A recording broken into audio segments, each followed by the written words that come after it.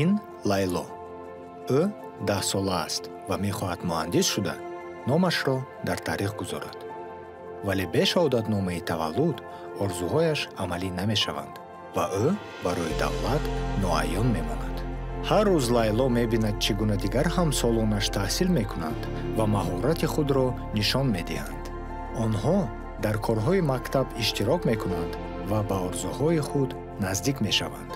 аммо ҷои Лайло дар синфхона холист ва қобилияти ӯ истифода намешавад.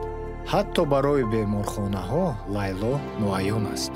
духтурон метавонанд ӯро табобат кунанд, аммо беҳуҷҷат гирифтани ёрии тиббии ройгон душвор аст.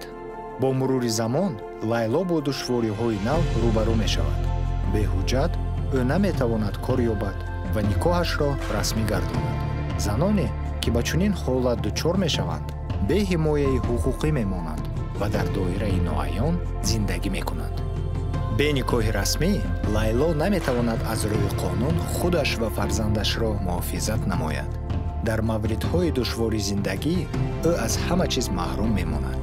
сабти расмӣ ба ӯ ҳимояи ҳуқуқиро таъмин месозад. беҳуҷҷат давраи ноаёнӣ идома меёбад. заноне мисли Лайло кӯшиш мекунанд ки ба фарзандонашон таҳсил, тандурустӣ ва ҳимояро фароҳам созанд, вале ба душвориҳо дучор мешаванд. сабти саривақти таваллуд қадами аввал барои ҳар як кӯдак баҳри ояндаи пуримконият.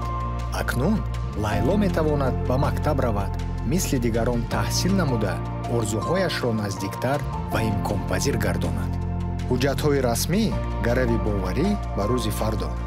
Лайло метавонад таҳсил кунад, расман кор кунад ва никоҳ бандад. фарзандонаш низ зери ҳифзи давлат ояндаи худро хоҳанд сохт. сабти расмӣ гарави ҳуқуқ ва мавқеи ҳар як шахс дар ҷомеа мебошад. ин калидест ки ҳар як кӯдакро ноаён нагузошта зери ҳимоя мегирад.